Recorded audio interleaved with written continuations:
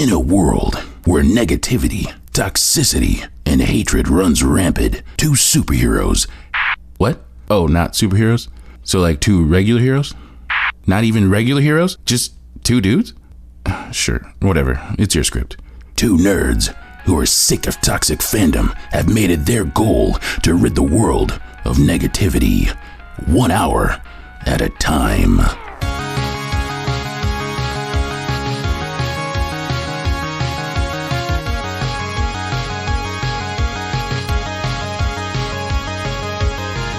Welcome back to Pop-timistic. My name is Anthony. I am with a guest you should know well by now, Aaron Cini. Welcome back to the podcast. Thank you. I'm excited to be back. Yeah, this is really exciting. So Brent had stuff to do, couldn't make it this week. I just wanted to pop off, and Aaron and I have been talking about doing stuff together. Teaser.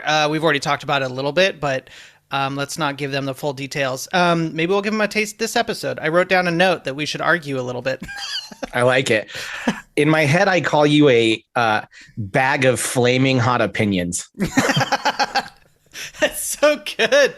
Yeah, I continually get flamed by Aaron on Twitter for my really bad opinion. I just drink one beer and then I watch something and then I tweet something that I hate about it and Aaron comes at me.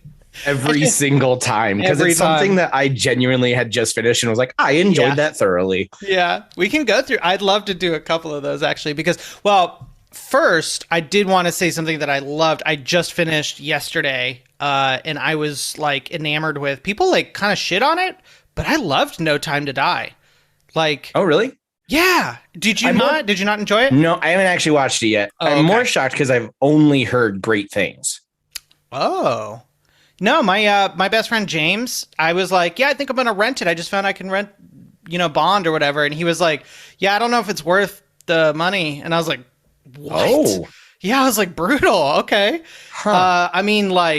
I shed a tear at the end. It really surprised me. It was really thoughtful. It was really cute. Some of the way, okay, so Cary Fukunaga, shit, I should have looked it up before I even said the name. But he's the guy who did True Lies or True Detective season 1. Yes. Or he didn't write it, but he directed all the episodes. The way that he moves a camera is so beautiful. It's gorgeous. Just it doesn't it feels, and it's interesting because he changes style a little bit from the hauntingness that he does. He likes to put I don't know, this weird haunting melancholy feel on every shot. He changed it to a Bond flick. So he really took his the way that he moves the camera and he changed it to action, and it really fucking works. I love that. It's one of my favorite Bond flicks of all time now, just immediately from watching it once. Yeah. So this is going to be terrible. The reason I haven't watched No Time to Die is because I actually never saw the last one.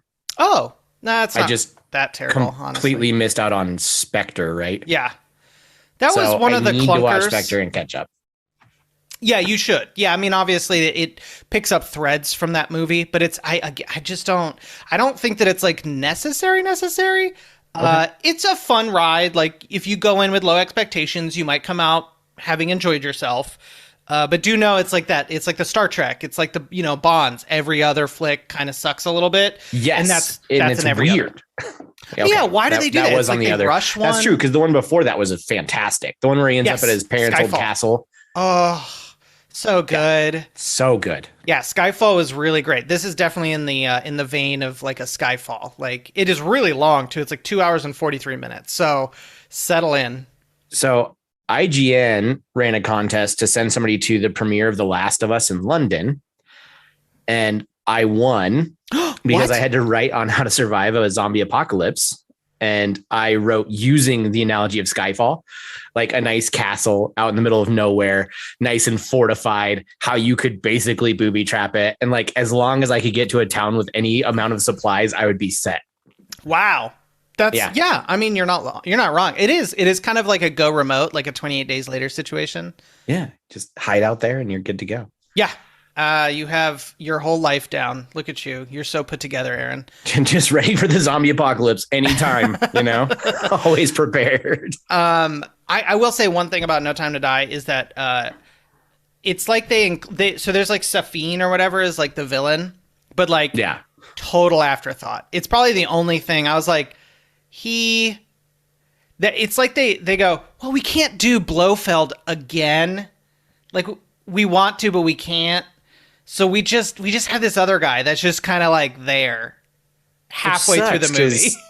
Rami Malek is incredible. He's an amazing actor. Mr. Robot is one of the best TV shows of all time. Added to our list of things to argue about. Oh shit! How can you? That thing was so meticulously plotted. I only got through the first 2 episodes. Oh. And you can probably, I'll let you talk me into this. Sell me on it. Pitch me on it. What is your segment called? Oh yeah, it's Pitch Me. We kind of dropped it. We just scream at each other now. That's fair. Can I spoil something about Mr. Robot on your show? Oh please! It's been out for years. Good.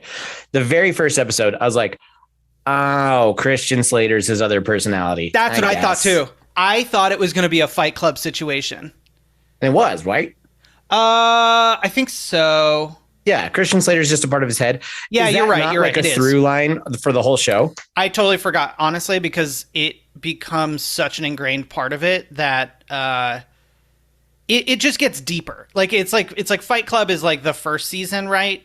But then if Fight Club had 3 sequels where they got just intrinsically more intense and convoluted, but like in a good way. Okay. And I mean, sure, it's a 4-season thing, so there will be episodes that drag a little bit, and I kind of, like, I think in the 3rd season, like, an episode or 2 I got lost, but, like, man, that 4th season hits hard. It hits so hard. And there's actually one episode where I think they do a oneer, and it blew my mind.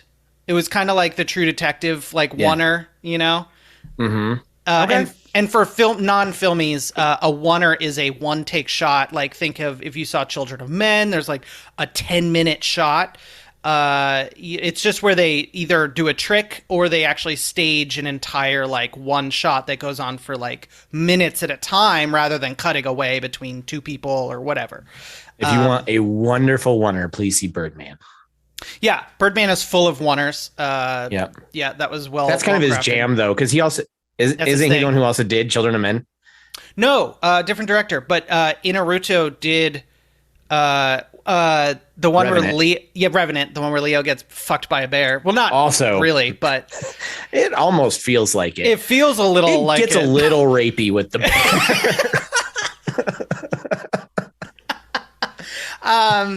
Yeah, but I actually really enjoyed Revenant. I didn't enjoy Birdman that much, and you want to know why? I know. Here's the thing. I recognized how well crafted it was, but I personally hate movies that like jerk off filmmaking.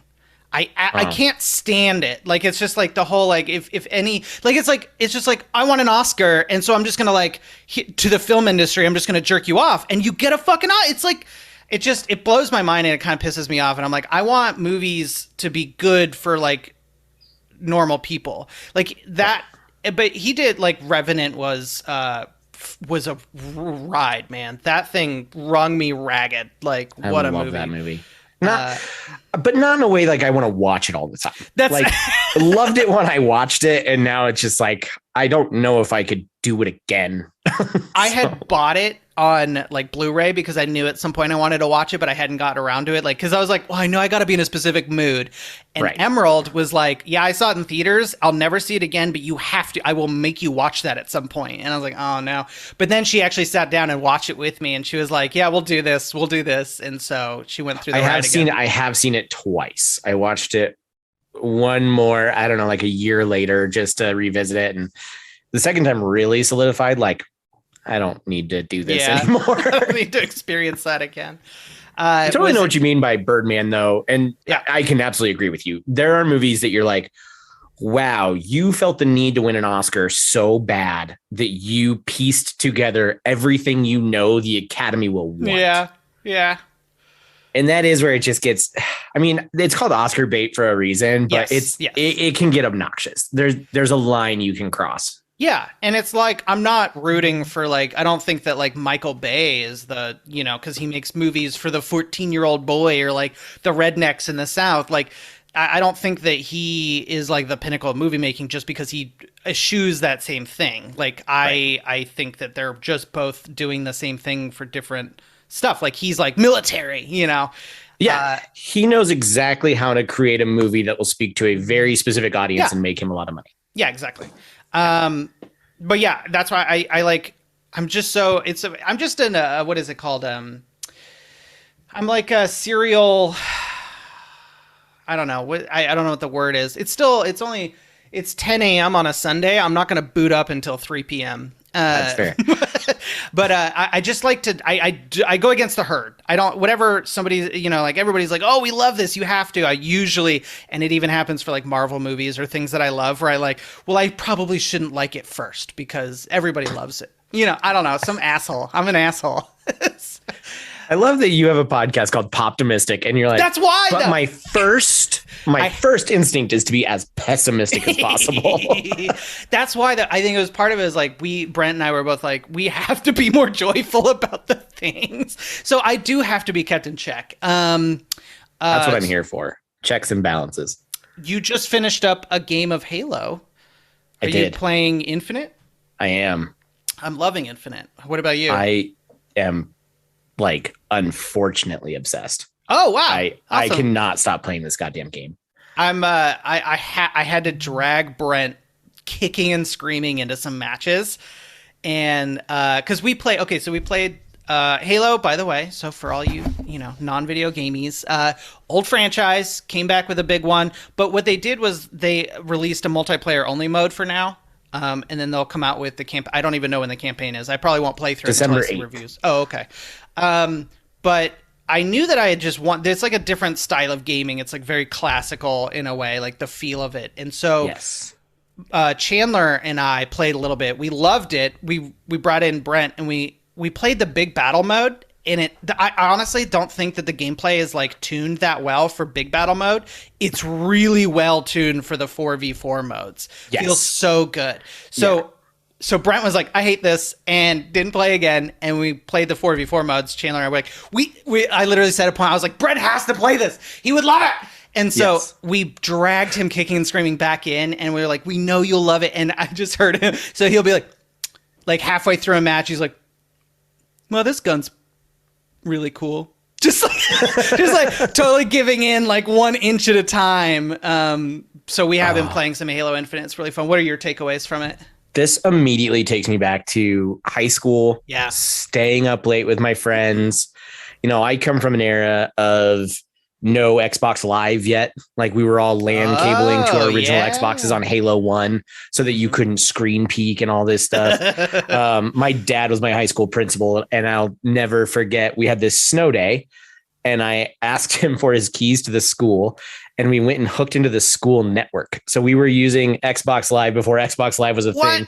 We were all in different classrooms. Y'all are pioneers. Playing each other through the school network. And like, we shut off radars. That felt so new to us. So you had no idea where anybody was. Yeah, hardcore mode. And, oh man, it just brought in this like weird feeling when you'd get sniped and have absolutely no idea where it happened from. And while there are like obviously radars in this game, it still just takes me back to what Halo was to me. And the multiplayer is just a freaking joy. So I was terrible for a long time, which is always fun. Yeah. I was so bad. And now I'm keeping up. So what I'm really enjoying. So there's like this era in video games right now that I was talking to Chandler about, I think, is everything is released unfinished because of COVID, obviously. Like things just can't run as efficiently or as fast. So getting a game out. What I really am impressed with Halo is that like, okay, it doesn't have like, it doesn't feel large. It kind of feels like a very select part of the game, and they're going to keep adding on to it. What I'm really impressed by is like, unlike a lot of other games coming out, the core gameplay is perfect. Right. well tuned. It's the graphics are awesome. The maps feel really good. The guns feel really good. Yep. Everything that's in the game works. Or at multiplayer, I can't speak about campaign. Everything that's in the multiplayer game works really well, and I'm really impressed by that. I just can't wait to see it. Like, they keep coming out. They'll be like, oh, there'll be Forge mode within a year. You know, they'll just keep adding on to it. It'll be their Warzone. Right, which is totally fine with me. I love it. Yeah. I think have you played Fiesta at all yet? Oh, that's like the only one I play almost. I love that shit. Yeah. I'm going to be so sad when that leaves tomorrow. Oh, it leaves no. I'll play a little less, honestly.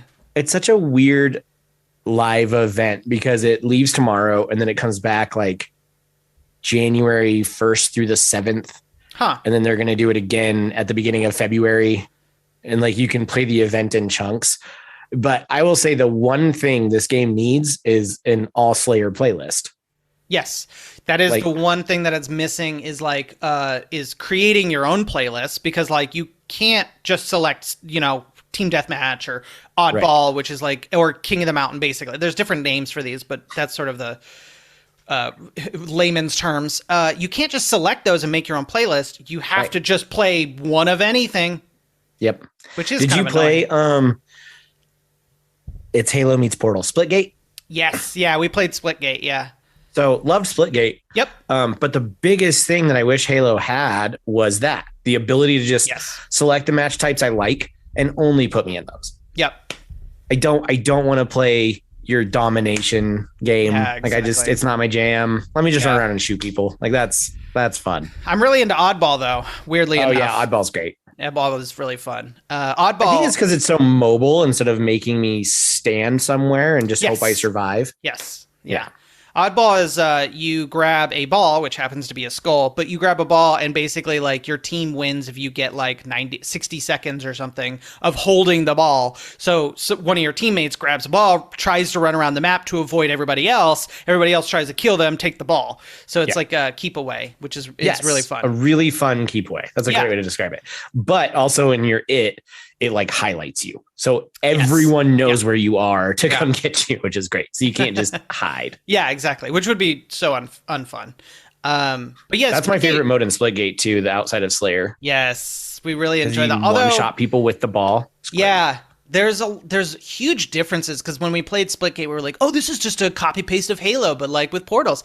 And then now that I'm playing Halo, I'm like, oh no, it's not. No. Not at all. It's much loosey-goosey-er. Like but I think they took some cues. Do you have a favorite gun yet? Yeah, the skewer.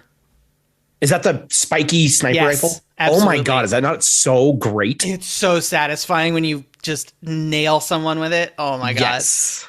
The match before I jumped on the podcast, I had 2 no scopes with that thing. And there's literally nothing more satisfying than watching somebody just drop with that spike. Oh man, it feels so good. Yeah, that's my favorite. I also just really enjoy that they took the pistol and made it nostalgic, and it's basically like a sniper rifle. Yes, you can just jack people up with it. It's so fun. It feels more powerful than the assault rifle, which is great. Yep, agreed. But it's weird because I am at a place in the game now where, like, depending, especially in Fiesta, because they give you random weapons every time you die, you come back and you have 2 new guns. There's absolutely guns that I'm like, oh, they gave me this. Yeah. Versus guns where you're like, oh, this is great. Yep. But that's I mean, like, then you can pick them up off the ground. Like, it's such a fast moving pace. And that's what I really like about Fiesta. I think they should I'm just excited for them to add more. Chandler wants to play co-op campaign when it comes out, and that's probably the only way that I would, because I'm actually really turned off by the campaign being open world. Yeah. That's just not what Halo's ever been. Yeah.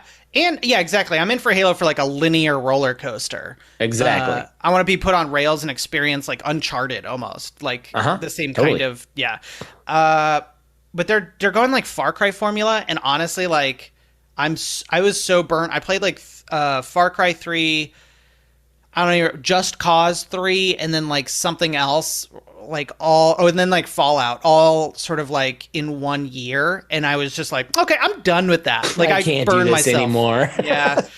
I don't want to take another base, and then like it's just I don't want to clear a tower just to see more map. It was Horizon Zero Dawn. I played at the same year, which is this exact same formula. And it's Did you gorgeous at least game. beat Horizon though? Because that's probably my favorite out of everything you named. No, I got like 70% through, and then I just sort of put it down. I loved that game. Took a while for me to grasp and get into in terms of like enjoying the story. Yeah. But one of the few open world games I've probably beat in the last like 3 years. I think it was really satisfying. It was very cool. I really enjoyed like the lore. Actually, some of it has influenced my Starfinder campaign.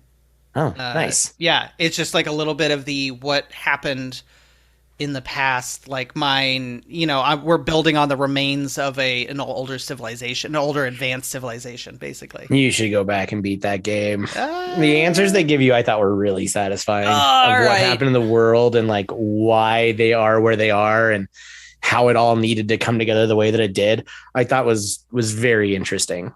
I might watch a playthrough because the skill. The reason why I never picked it back up is the skill gap or the learning curve or whatever is pretty steep, and it just keeps kind of going up and up and up, like as you hit harder bosses. And now I don't like 2 weeks. I have a really bad memory for those kinds of things. So like I went back and I'm like, I would forget everything.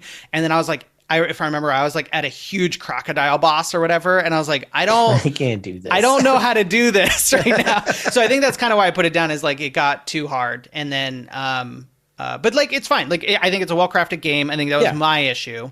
There's a million really good open world games that I've never beat. So I don't blame you at all. In fact, at this point, when most trailers for big open world games come out, I always say, man, I can't wait to not beat that. Yeah. I know myself. For years, I got so excited about every Grand Theft Auto, and I was like, I only beat the third one, the first like 3D one. Yeah, exactly. Vice City, like I got like a quarter, like halfway through, and like GTA 5, I got like a quarter or less of the way through. They're just so big. Yeah, I don't even think I made it at 25% through 5. No, I did beat Red Dead 2 though. Oh wow, I tried that one, and it was another one. It was a little slow for me, but I could see how it was like, it's gorgeous. It was slow. Like if you're into that, I could see how Red Dead would be really cool. It was atmospheric. Open world games, they just have to hit for me at like just that perfect time. Kind of like you were talking about with Revenant. Like sometimes if I'm in the right mood, it'll hook me. And I love just going from the next thing to the next thing to the next thing. And that, I don't know. I didn't even beat Red Dead 1, but for some reason 2 just like gripped me. And I was like, this is great. So that's awesome. I loved what I saw.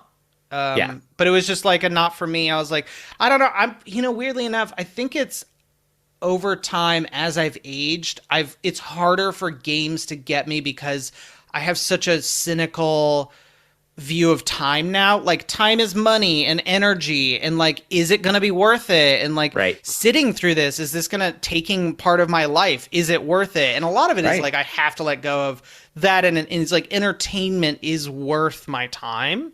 Yeah. But then I still just have that battle, and I do that a lot because Emerald's like, oh, can we watch this movie? It's really bad, and I want to watch. Like, I already know it's really bad, and that's why I want to watch it. And I'm like, in my mind, I'm like, I'm gonna lose 2 hours of my life. Like, but it's such a cynical way to view things. It's like, enjoy it. It's like I'm trying to be more in the moment, and it's like enjoy that. But I can't turn that off when it's like 100 hours into a game. Oh yeah, no, that's totally different than a 2 hour movie. Yeah, for sure. Right. Anyways, that was kind of a bleak look at life. Right. For a show called Pop-timistic. Yeah.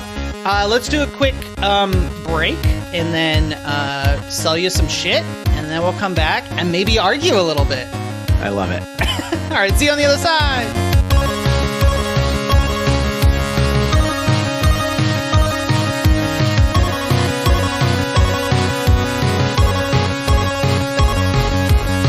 Hey, Aaron, are you into environmentalism? Yeah, totally. Yeah, you super jacked about it. What about the first thing I think about when I wake up? Yeah, are you jazzed about like the electronic vehicles taking over? I love EVs. I have something one better actually.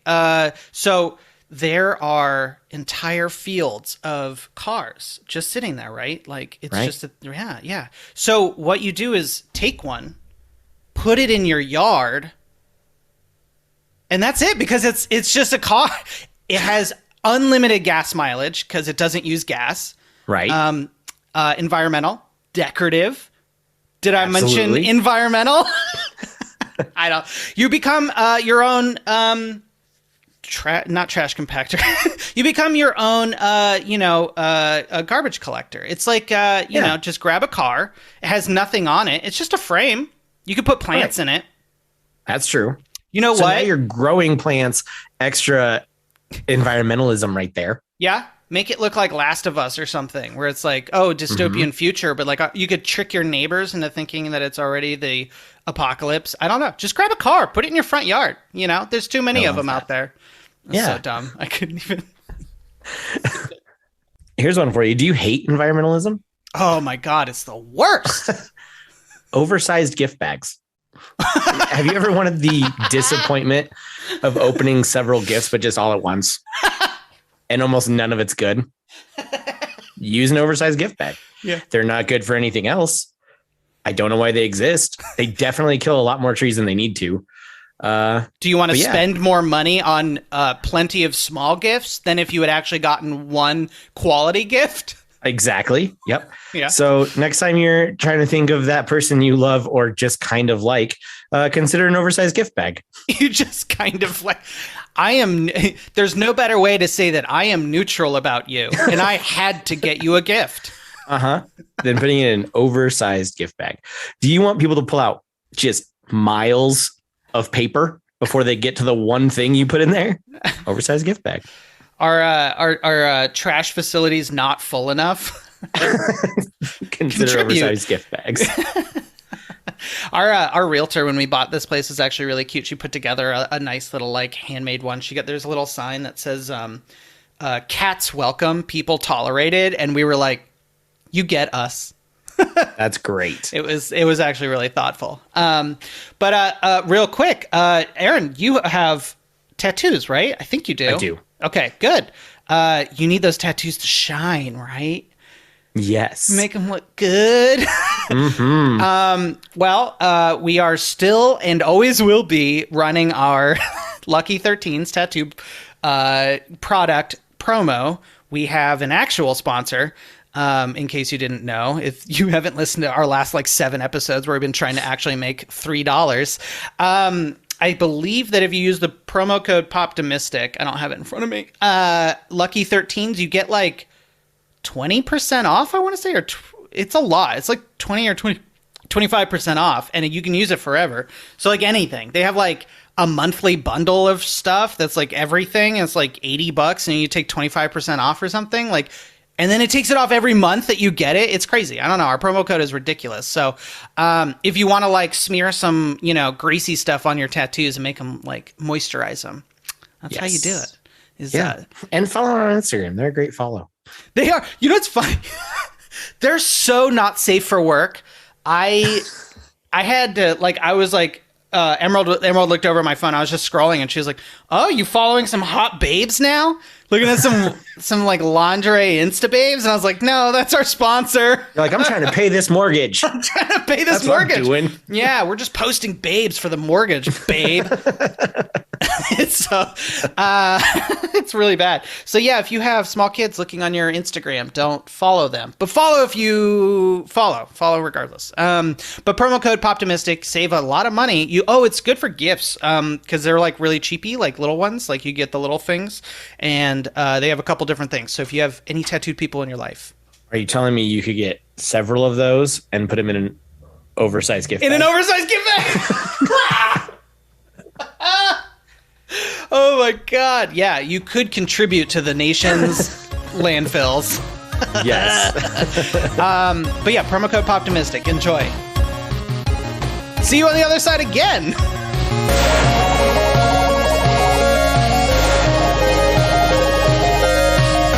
Welcome back. So we are. So I wanted to bring up 2 things that you kind of flamed me about on Twitter.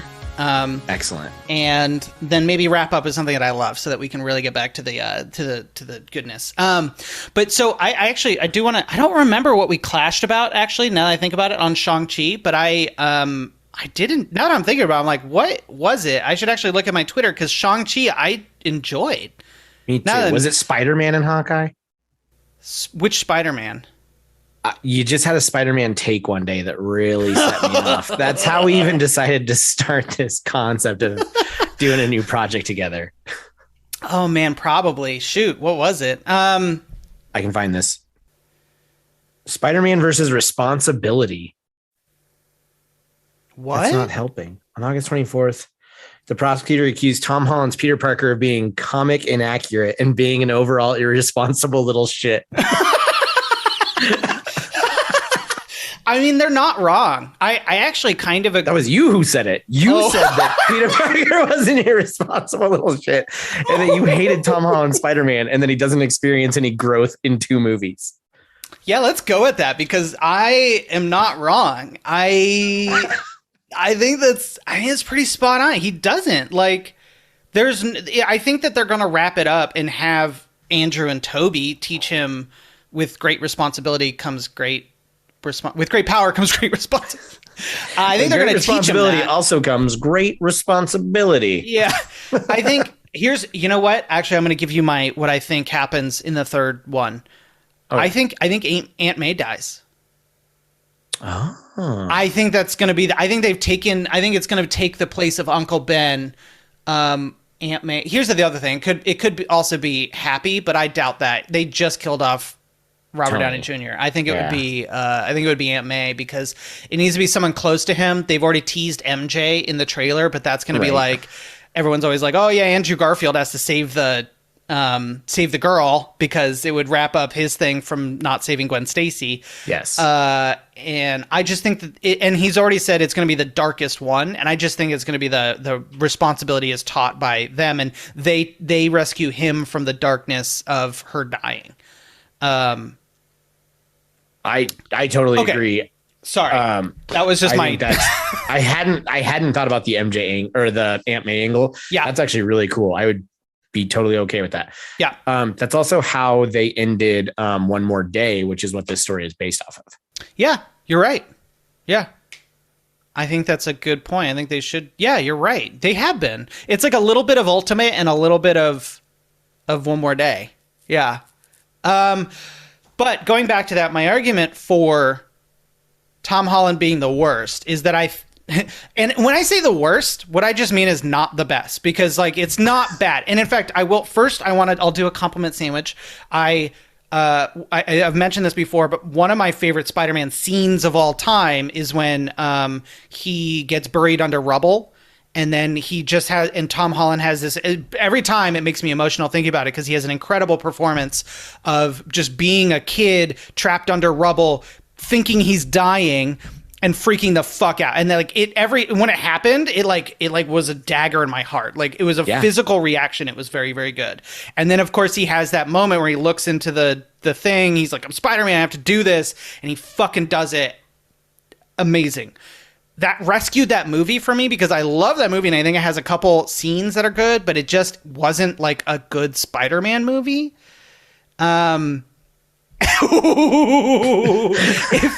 If looks could fucking kill. It's hard for me to argue against it because it's funny because I liked it when it came out. And then what turned me around was the Spider-Man game that came out was a incredible story that was miles better than the movie. And I was like, oh yeah, we need to get that's what Peter Parker and Spider-Man are about. Like that was so much better. Why couldn't we have gotten something like that? And it's because they wanted a certain genre of film. They wanted I forget the filmmaker's name, but they wanted like a throwback to an 80s teen movie basically without tits. And they did that. It was a Breakfast Club. Shoot, what's it? John Landis, I want to say? Not John Landis, but there's someone akin to that feel. Shoot. John Hughes. They're John Hughes. That's it. They wanted to make it feel like a John Hughes movie. And I get that, but it just took away a lot of what I enjoy about Spider-Man. But again, and then I will close out with another one, which is the scene in the car with Michael Keaton, where he realizes he's Spider-Man at the stoplight. Gives me fucking goosebumps because that was fucking so good. So good. Okay, so that's my compliment sandwich. So you have two different Spider-Man stories you can tell.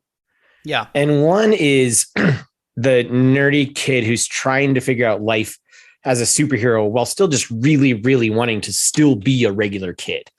Versus the PS4 one, we have him 8 years down the line. He's been doing this a while. He's come to terms with great power with great power comes great responsibility. Mhm. Like that's already ingrained in PS4 Spider-Man. So we have like a mature Spider-Man that we get to go after versus this brand new Spider-Man, which I think is always equally interesting to me. Okay. And I guess I struggle with this because I compare it to the Tobey Maguire movies, where the first movie he should have really had the coming to terms with what it's like to be a hero and what it's going to take, and the great responsibility that it comes with.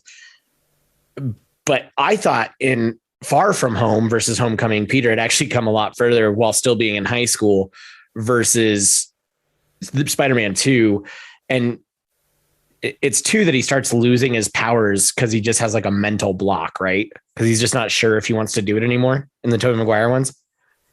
Oh yeah, that's true. Yes. Yeah. And they do that shot where he puts the suit in the garbage and walks away. And it's the iconic one from the comic. Yeah. Yes. Yeah. Yeah. That part's kind of campy, to be honest, because it's hard to sympathize with a character making those kinds of choices when you just want to watch them do the thing. Right. And it was, I feel like Tom Holland's Parker's truly struggling with this identity crisis of what he wants to do. And I think that's going to play out really well in the third one versus Tobey Maguire was just like, but I like MJ. So now my web shooters don't work. Yeah.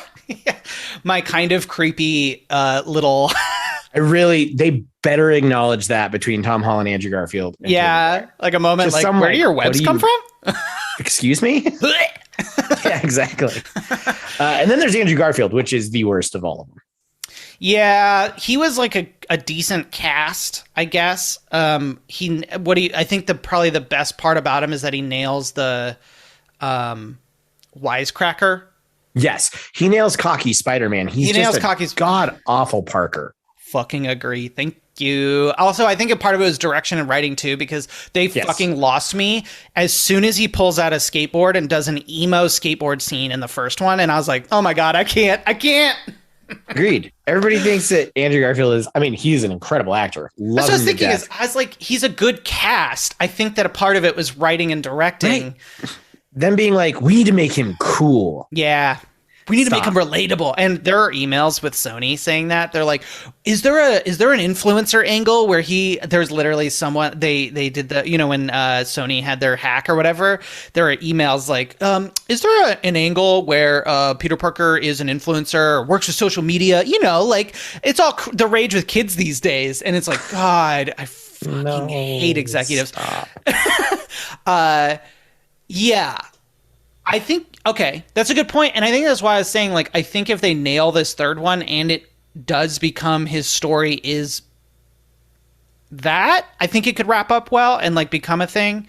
Because they did touch on responsibility. His first arc in the first movie is Tony Stark going, you need to take responsibility if you're not something without the suit and you're not responsible. They never really say it, but they're like, if you're not responsible without the suit, then you can't have the suit.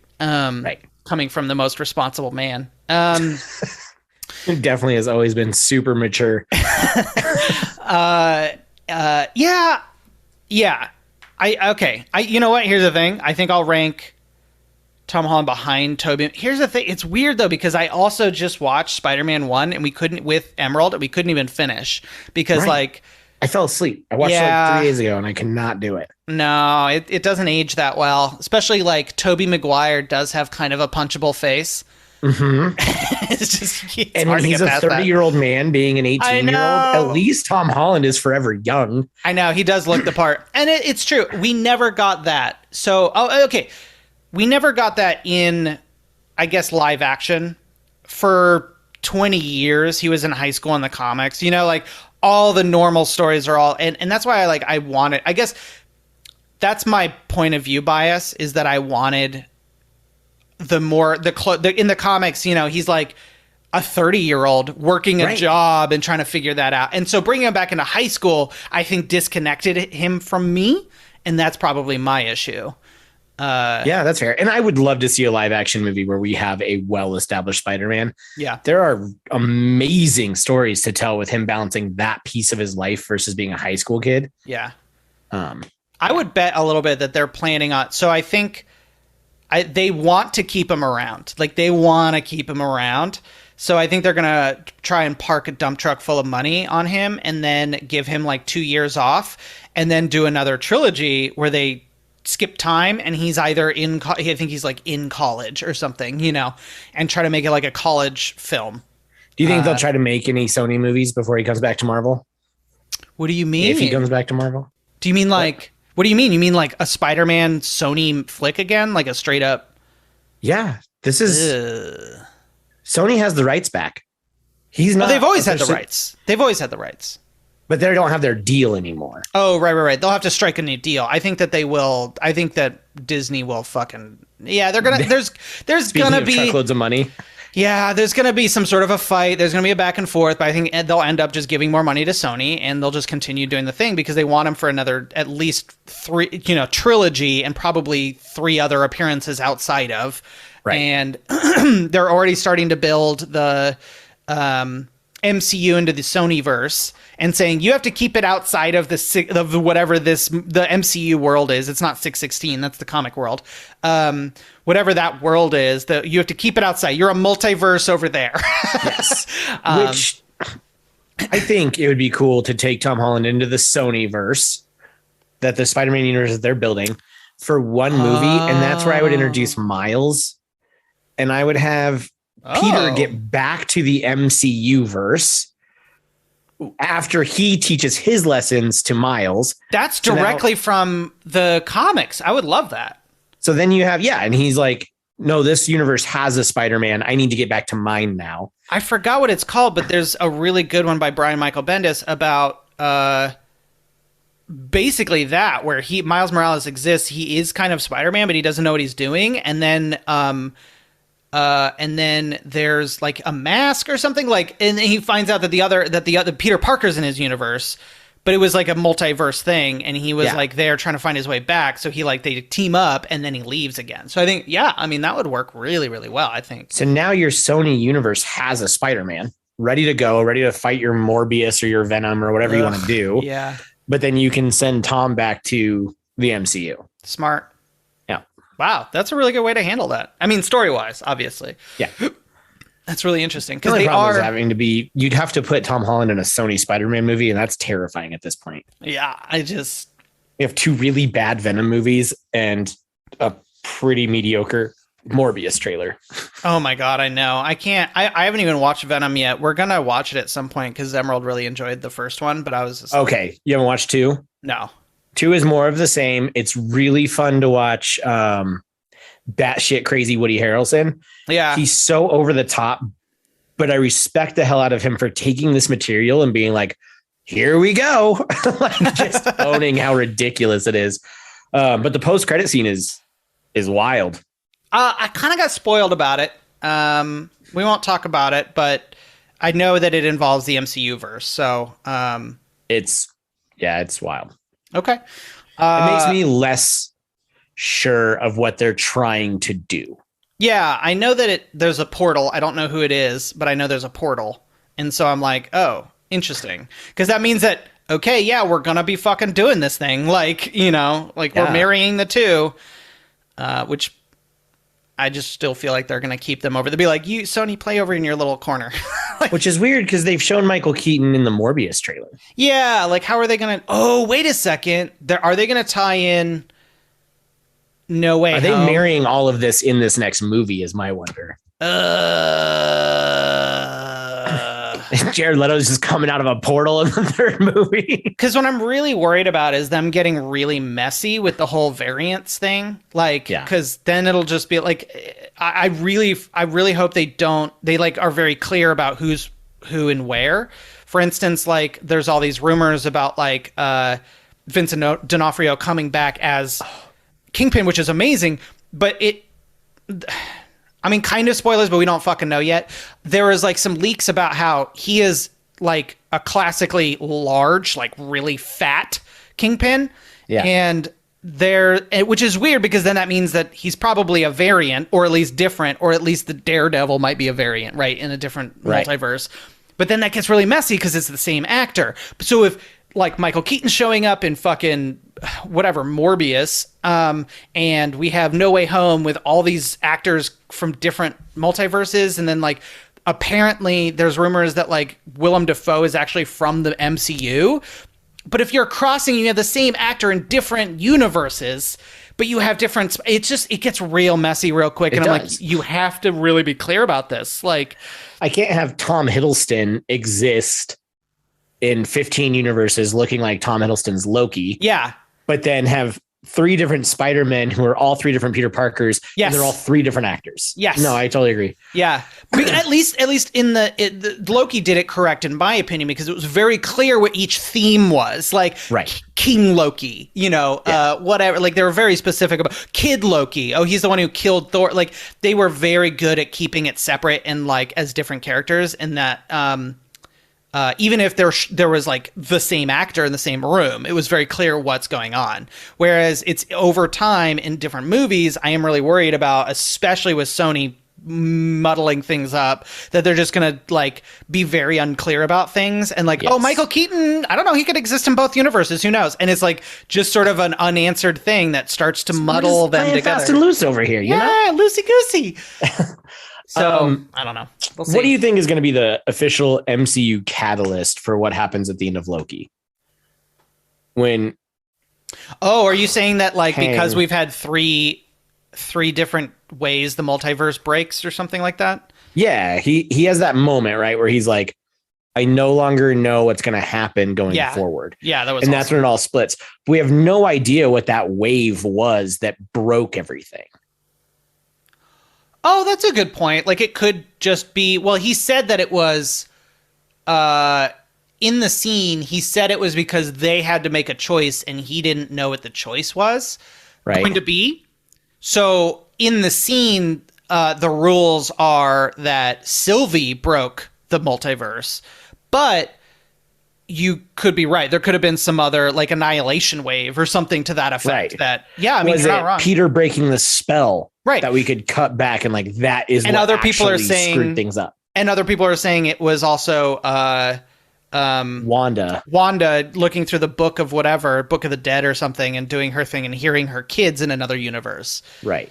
I think that I think it should be as simple as possible and keep to the rules of the scene they had, which was that Sylvie did it, and it just so happened that Wanda was listening at a point when the multiverse walls got thin and she could hear or whatever. And now, and then I don't think that it happens at exactly the same time, but I feel like, okay, now that there's a multiverse, at any point, Doctor Strange could accidentally break it. Right. And so he did. Or go through or whatever, because he was doing the spell.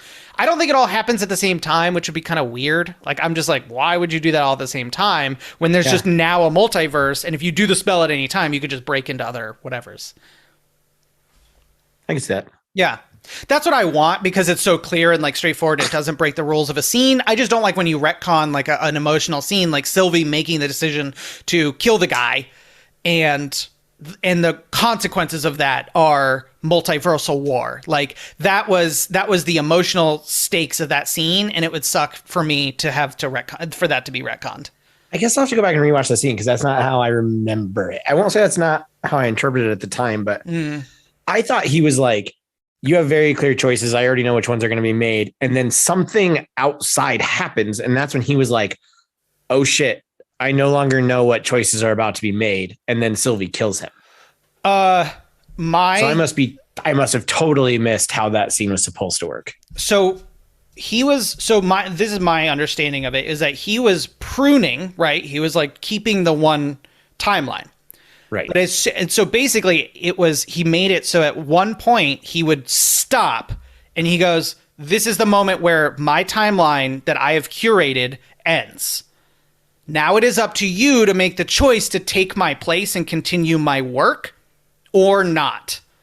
And that was the choice that she had made. And that was when he goes, I suddenly don't know what's happening because I haven't, basically the end of that sentence would be like, I don't know what's happening from here on out because I haven't made it. I haven't pruned it. That was my understanding. That scene. I must have totally misinterpreted it. Which is why I've bought into all these theories so easily. Right. Of being like, oh, what did cause him to no longer know? But what you're saying makes a lot more sense. Especially because I can't imagine the nightmare of being an MCU writer and being like, well, what are you doing in your movie? Or is this going to affect what I want to do over here? That is like exponentially so bad. I just think of those like story teams that sit around and like make sure that everything's tracked. Apparently, when you are going to write a Marvel movie, there's a massive like 1,000-page Bible that has every single event shown on screen and like or talked about or like whatever, like all written down in chronological of. It's crazy. Man. Yeah. And their NDAs, which plenty of NDAs out there, Disney's and Marvel's is so draconian, goddamn intense. Like when those actors joke, they throw out fake spoilers or whatever, but they're like, I really can't talk about it. Yeah. Like they mean they cannot talk about it. Yeah. My cousin is in Agents of S.H.I.E.L.D. He had a 4-episode arc as one of the bad guys. Oh, nice. He would not even tell me if he had to cut his hair for the role. Like there was literally nothing, not even amongst family. Wow. It was you should have seen the amount of paperwork I had to sign to do this. I was like, oh, damn. And this is Agents of S.H.I.E.L.D. Nobody cares about that. I know. Yeah, that's like got like what, 1.5 million viewers a week. Oh my gosh. I actually I knew a guy who was on The Inhumans, and I fucking posted on it. I was like, he like did some Instagram, and I was like, hey, I'm sorry you're on the worst Marvel project. Oh, I'm so sorry, my dude. Like, you deserve better. Okay, so quickly, speaking of Marvel for the last 23 minutes, so we had a dust up about Hawkeye. What is your problem? It is a joy. I just was so bored for the entire first episode. Oh my God, Haley Steinfeld deserves so much better than you. No. I actually, that was my favorite. I specifically called her out because she was the best part. The way that she takes like anything and just like tries to make it like she was carrying that episode so hard. I was like, damn, dude, like you must have gone to the gym to carry it. That's a bad joke. She was really good. She's very, very good. She's very fun, but it just like, to me, it was like everything else. It was the, specifically, it felt so low budget. Like the editing was slow. The music didn't know how to react. There was like no music that did anything. And then the Which writing. Is what we were arguing about on Twitter. Yes, this is all my same points. No music does anything in any of these properties other than the Avengers theme. No. Because at least pick up the music when you have a fight scene. This was like lollygag. It was just like classical, not even it was just like random strings. Okay. So the score is supposed to sort of tell the audience how to feel. Like that's the dumb way to do a score. You're just supposed to tell the audience how to feel. Oh, that was an emotional moment. A big sting. Oh no, look, it's like the bad guy. Dun, dun, dun, dun, dun, dun. So there was just none of that. It was just like music for music's sake during crazy scenes. And you're like, I need you to like pick up the pace a little more. Like this, you're making this slower than it needs to be. Like a really like on paper fun scene of like fighting in a wine cellar and using wine bottles as a weapon. Okay, fun idea. I had like a little smile on my face, but like between the editing, which made the choreography look like a fucking amateur hour, next to the soundtrack, which is just like the same music as was like her talking to her mom. I was like, this is the most boring fight scene I've seen in a while. Holy shit. And like literally understand the editing complaint. I'll give you music. I probably just didn't pay that close of attention. I'll have to go back and watch it. But the wine bottle fight was awesome. There were some fun things in it. Yeah. But I was like, when I was watching it, I was like, it's not as good as it should be because the idea of this is really good. There are some good moments, like in the writing or like in the sort of choreography, I guess, of like grabbing different things. And I was like, this should be more fun than it is. That was my problem. I was like, between whatever, I don't know. I guess I came down to, because I'm a video editor, maybe I'm like hypersensitive to that, but it's like between the slow pace of the editing and not highlighting moment, I don't know. It just seemed a little muddled, and it felt low budget for a Marvel flick. I was like, when you talked about the editing, I knew your profession like was screwing with you. I read scripts for an agent for a long time in LA. That's what I was doing when I lived out there. And so mine is writing. Yeah, a bad piece of dialogue, a really awkward scene, story structure that just doesn't make any goddamn sense to me. Like, that's what I pick apart. Sure. I don't look at editing the same way. So like, I'm watching this scene, and like when she hits her foot on a bottle and it flies and hits another guy in the head, like I'm into it. Or when she jumps up and grabs the pipe and it breaks, like, I don't know. Actually, like, I really like that moment. I was like, well, you're like the only one who's going to notice this. I know, that's fair. I do want to say that moment was rad. And you know what I really liked about it? It was a Black Widow call. They keep doing the little Black Widow legs around the thing, and she accidentally did it. And it was, I was like, Black Widow. Great. I like that. That was a good moment. And then we just kind of ended, and it was like one of those things where I look over and like, I was like, Emerald and I was like, yes, so we're watching something else, huh? Like, we just kind of both just came out. So you didn't even watch the second episode? No. I know. See, that's what I was like, you gotta pitch me on the second episode. It's good. I really like how there's gonna be one line that could ruin the whole damn episode for you, but it's okay. Okay. The bad guys that come after her, he calls them the tracksuit mafia. Oh, here's the thing. It actually, one of the most interesting things about this film this series is that I love that arc, the Hawkeye comic book arc. This is one of my favorite arcs of all time. Anyways, keep going. I just hated the name Tracksuit Mafia. I just thought that's from the comics. Is it? Okay. Then you'll love it. Yeah. I like the exploration of the relationship of Hawkeye and Kate and how that's starting to develop. I like the explanation of why he decides to go ahead and stay in New York to figure a lot of this shit out. Okay, good. Because I was like, why is he's already like got his family back? He should have a happy ending. Like, what's the, impetus? Like, that was kind of in my mind the whole time. Which I appreciate, because they're going to keep that character arc of, at the end of the day, he still just wants to be with his family. So like, even when he sends them out of New York, he's promising, which is in the trailer, but that he will be home by Christmas Day. So the concept that he knows he needs to handle so it's a Christmas here. movie. Of course. I mean, I was like, where's the Christmas movie going to come in? Because they had it all over. I was like, where's the Christmas movie genre coming in? Okay. And that's exactly where it is. Yeah. All right. But then the development of him and Kate's relationship, I think, is really fascinating and unique. I don't love the Machiavellian fiance of the mother. Yeah, he's a little hammy. And like literally has the mustache to twirl. Like, yep. That's not super good. But I think you'll like Kate and Hawkeye's relationship. I think they do a good job of exploring that. Cool. Also, this is so small, but the fact that they gave Hawkeye hearing aid. I was wondering. Wait, I saw it, but I was like, what? Because in the musical, in the first episode during the musical, he shuts it off because he doesn't want to hear it anymore. I didn't even notice. I was like, what the fuck? I thought it was like one of those spy things. He bent down, tied his shoe, and they had a specific shot of it. And I was like, what is that? Like, is that a spy thing? Like, why this is so, I think, just fascinating to do is this is a very normal human man, not a god, not a super soldier, who has been around a shit ton of explosions. Yes. Oh, okay. I like this idea already. They do say that in the second episode. Okay. It does seem like they released 2 episodes because the like big stuff. Yeah. They have the hook in the second episode, it seems like. Yes. And maybe that's why we feel so different. Cause I watched one and then the other.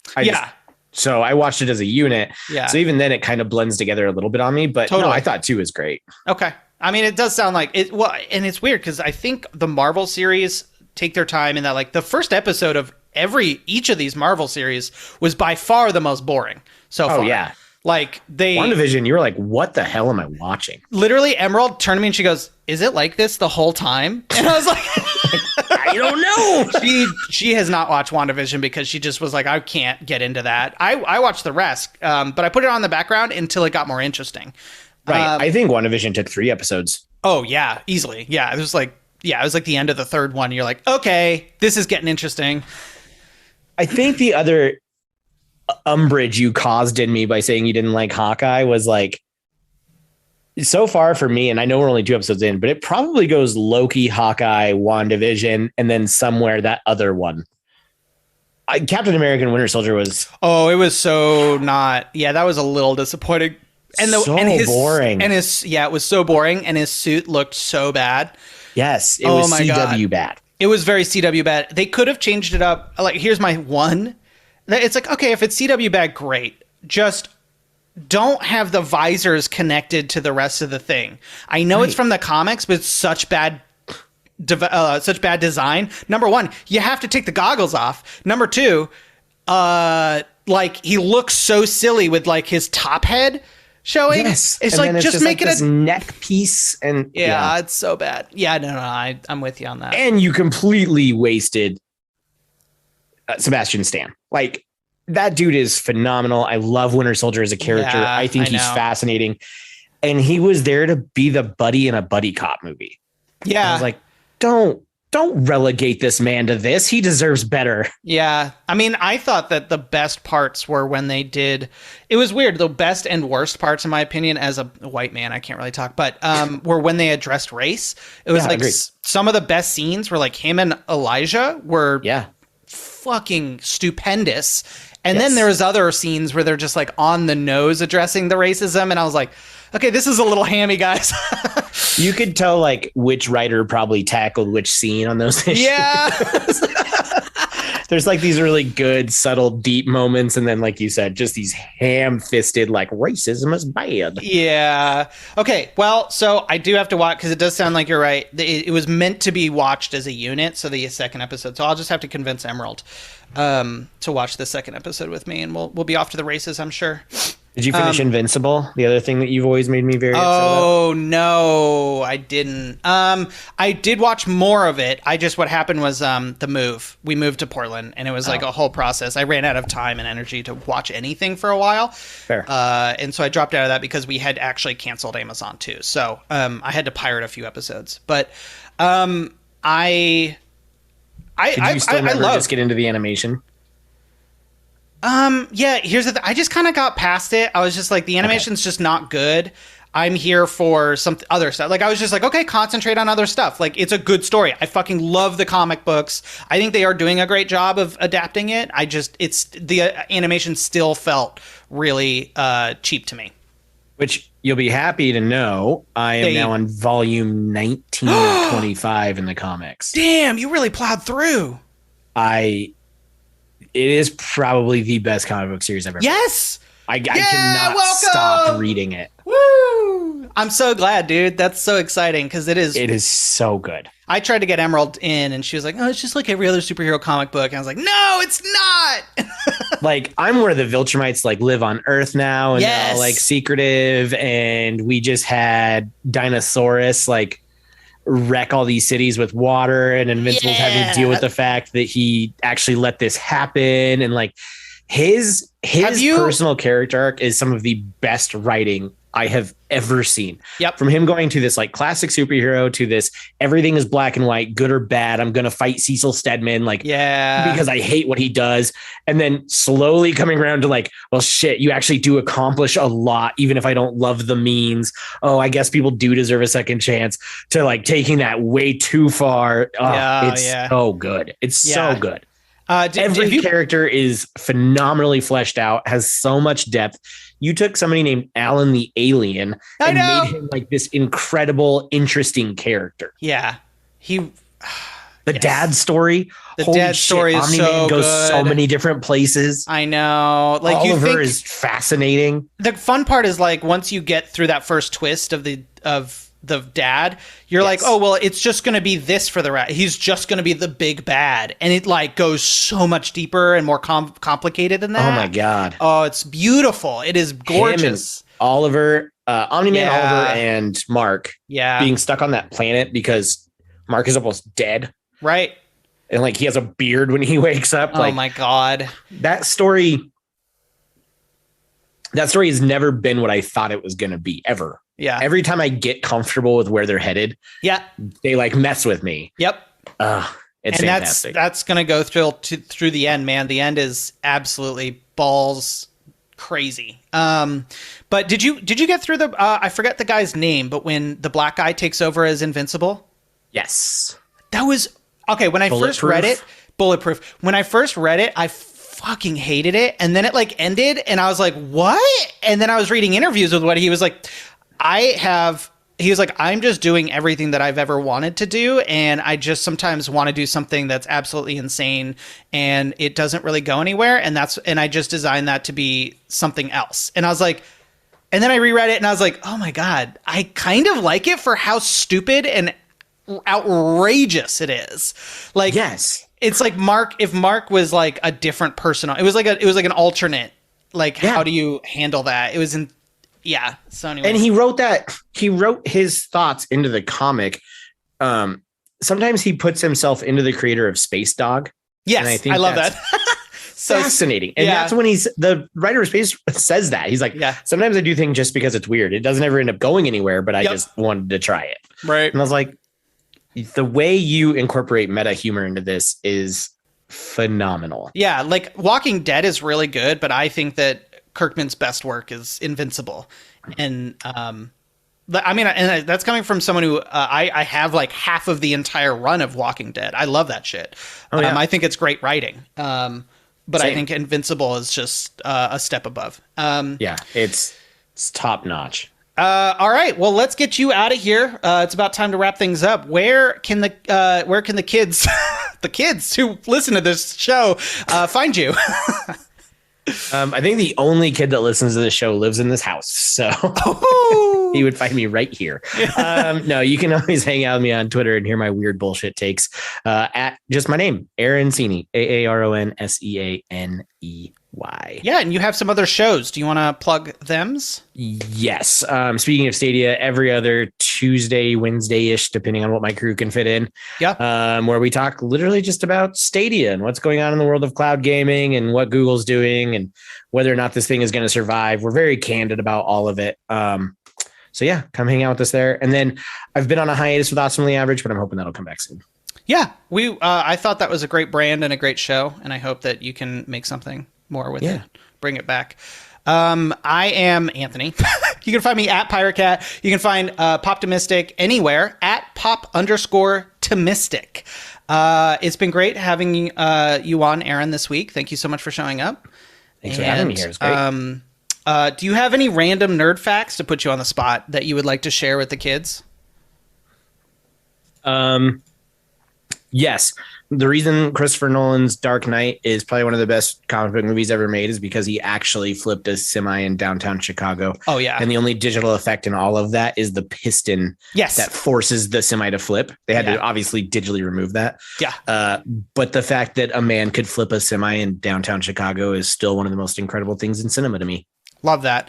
Not so much a fact, but another podcast that I guess is just once a year episodes. If you've never heard of it, it's called Till Death Do Us Blart. And it's the McElroy brothers and two guys who do their own podcast came together and they watch Paul Blart Mall Cop 2 every year on Thanksgiving and do a podcast episode about it. And so they've been doing it for like 5 years now. And so they're kind of in the depths of insanity. And it's really just like a fun show to come back to every year and like mark Thanksgiving with. So if you're into that, listen to that. It's pretty fun. Actually, that's where Griffin McElroy came up with the idea of watching Paul Blart Mall Cop 2 with Pink Floyd's the album. What is it called? Another Brick in the Wall? No, that's the song.